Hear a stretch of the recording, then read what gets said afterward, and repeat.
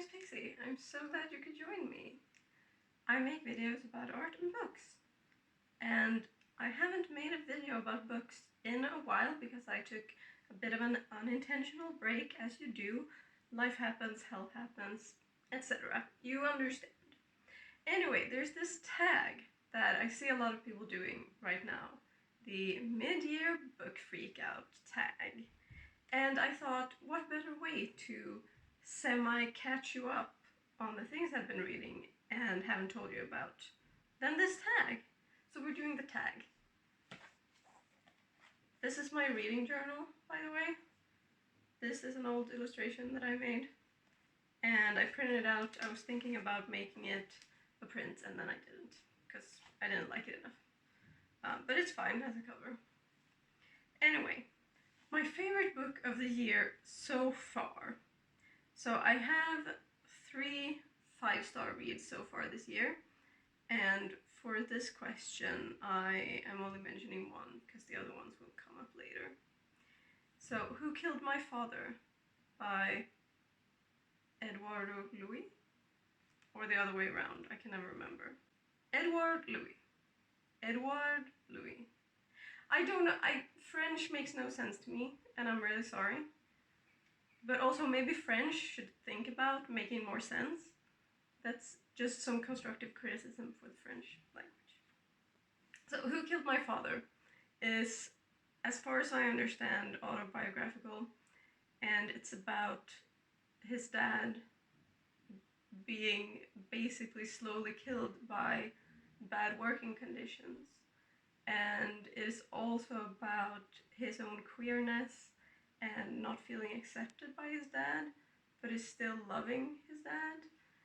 It's so good. Like, it was so heartfelt and nice, and even though the subject matter is kind of depressing, it ends on like a hopeful note with fighting spirit, which I am all about. So yeah, 5 stars, absolutely amazing. Highly recommend if you haven't read it. The second question of the tag is the best sequel you've read this year, and it's gonna be The Two Towers, Lord of the Rings, in my reread. Because, like, I love them so much, despite their flaws and the criticisms you can make of them as books and of Tolkien as a person. I don't care. I love them. Ooh, okay, new release I haven't read yet. Here, I treated myself to this. I have bought way more books than I can afford recently. To cope. This is Woman Eating by Claire Coda. I saw it on TikTok, and it's about a vampire who's like, how can I make relationships when I just want to eat the tasty people? And so yeah, I'm very excited. I'm always super pumped about like a different take on vampirism, and this sounds like it's going to be really interesting. So I have high hopes, and if I am disappointed, I will never take another recommendation from TikTok ever again, because I was disappointed by Vladimir by Julia May Jonas. That TikTok recommended me as like feminine rage, unhinged. She's not unhinged, she doesn't even kill anyone, come on. Like, she's just a complex female character who gets to be horny past 50. That's not unhinged, that's normal. Come on. Anyway, the next question is an anticipated release. I assume that hasn't been released yet. And I'm gonna have to say Babel by R.F. Kuang. So I haven't read The Poppy War or any of that, because it seems, I don't know, like possibly my thing, possibly not. I just haven't had the fortitude to try it out, because I hear they're very intense. But Babel sounds like it's gonna be super interesting, like an anti-racism dark academia is the pitch I remember. And that's all I need to know. Question number 5 is the biggest disappointment, and I did talk about this in a video, but it's gotta be Into the Drowning Deep, I think, because the first like half of the book I had such high hopes, and it was so interesting and had a lot of potential, but it let me down and it's just so sad when that happens. The next question is the biggest surprise of the year, and I don't know, I think that's also that I didn't love Into the Drowning Deep, because I really thought I was going to. Question number 7 is, who's your new favorite author? And, you know, I feel like it's hard when you've only read like one book by an author, but could be Silvia Moreno Garcia, could be Edward Louis, possibly. My newest fictional crush is the next question, and that's why I prepared this book, because it's definitely Noemi from Mexican Gothic. And I will read you the line where I was like, I love her and I would die for her. It's very early. It's on literally page 5. So this random guy she is with says, "Give me a kiss goodnight." And she says, "I've got to run, but you can still have a bit of my lipstick," she replied, taking her cigarette and putting it in his mouth. Like, isn't that so good? I love her. I love her. Newest fictional crush, yes. And the next question is favorite new character, which I feel is similar, but I came up with a different answer. Basically, the whole cast of The Long Way to a Small Angry Planet, they're very good characters. So I gave this 4 out of 5 because this author is, like many people, like subscribe, at least in this book, she puts forward the idea that like it was inevitable that humanity would ruin the planet, and humans just like do wars because of human nature is implied. And like science fiction, it's a very common trope in science fiction, and it's common in society in general to be a bit nihilistic. So I don't blame Becky Chambers for this. Oh, and also the explanation given for the climate collapse is overpopulation, which is untrue. It is just completely false. Overpopulation is not the issue. It's capitalism and the fact that we aren't producing in a way that's sustainable, even though we could. Anyway, overpopulation is not the cause of climate change. And just those things were like too big for me to be able to fully enjoy the rest of the book. But it is a very emotionally intelligent book, and the characters are so well developed, and they all go on their little journeys, and their relationships are really beautiful and really well done. And so yeah, it's a very enjoyable book if you enjoy character-driven stories, which I definitely do. Question number 10 is a book that made you cry. And I have 2 answers. One is Get a Life, Chloe Brown, which is very popular. It's a romance. And I don't read a lot of like cutesy stuff, but because it really gets me very...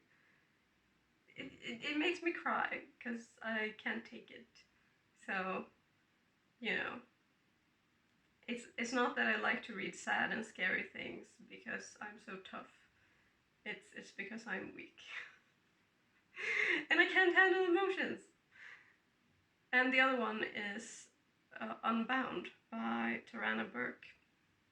Tarana Burke, if you don't know, founded the Me Too movement, basically. Like, she coined the phrase Me Too as a way to use community and solidarity and sharing your experiences to heal from sexual assault. And Unbound is her autobiography, where, well, she tells her story, essentially. And I feel like it's obvious why this book made me cry. And it was very hard-hitting in a personal way, but also in general. Tarana Burke is a black woman, and she writes a bunch about specifically black experiences. I don't know how to describe what this book gave me, but it gave me a lot, and I think it would to anyone who has either experienced assault or knows someone who has. And if you think you don't know someone who has, you probably do. Like, one of the big things with me too was that a lot of people saw for the first time how extremely common this experience is, unfortunately. So I recommend that book to everyone. Unless you are not in a stage of your healing journey where you feel like you can face it, which I completely understand. I couldn't have read it this time last year. So I'm making progress. Question number 11 is a book that made you happy. And I have to say, listening to Lord of the Rings read by Andy Serkis, which is probably a boring answer, but it was just so cozy and nice, and it made me so happy to do. So, question number 12 is the most beautiful book you bought. I shamefully have two answers. First we have Out by Natsu Kirino. And I mean, I just love this. It folds out and look at this. I love this. And I love the key on the spine. I just really love it. This was my birthday present to myself. It's Paradise Lost, the penguin cloth bound. I will read this at some point because this text is like the genesis of Gothic fiction, so I must read it at some point. And the last question is some books to read before the year ends.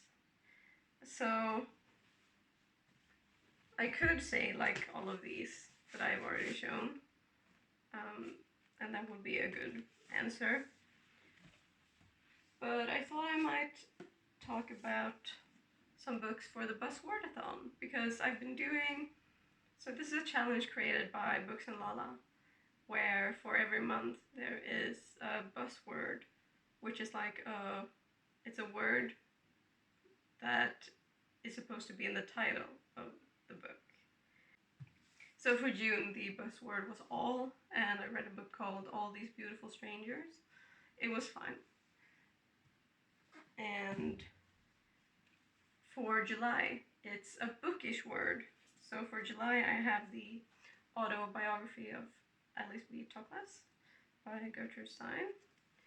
And for August, the buzzword is an item or an object. So for that, I have Manual for Cleaning Women, because a manual is an item or an object. And I have Always Coming Home by Ursula K. Le Guin for the buzzword, a word that ends in ing, if that makes sense. These, I'm not doing these in order now, but for numbers, this is 20,000 Leagues Under the Sea by Jules Verne. And for an animal creature, we have Kraken by Shaina Miel. And that's it. I brought Tin Man by Sarah Winman, which is fun to say. I brought this with me in these stacks to talk about, but it didn't correspond to a specific question. It was a really good book. It's like bisexual literary fiction. It's about self-acceptance and the grief of the AIDS crisis and paintings. And I just really, really enjoyed it. It was really, really good. So I think you should check it out. And that's the mid-year book freakout. I hope you enjoyed it and found some new books that you want to read, or thought of some books to recommend to me based on what I've been saying. Also, please let me know what book disappointed you this year, because I always find it interesting to hear about like expectations versus reality. So that's gonna be fun whenever I read all of these. No, all of these. I'm getting a bit confused. I need to drink water, I think. Okay, thank you for watching. I have links below for my other stuff. Be my friend on the social medias. And I will see you next time. Take care. Bye.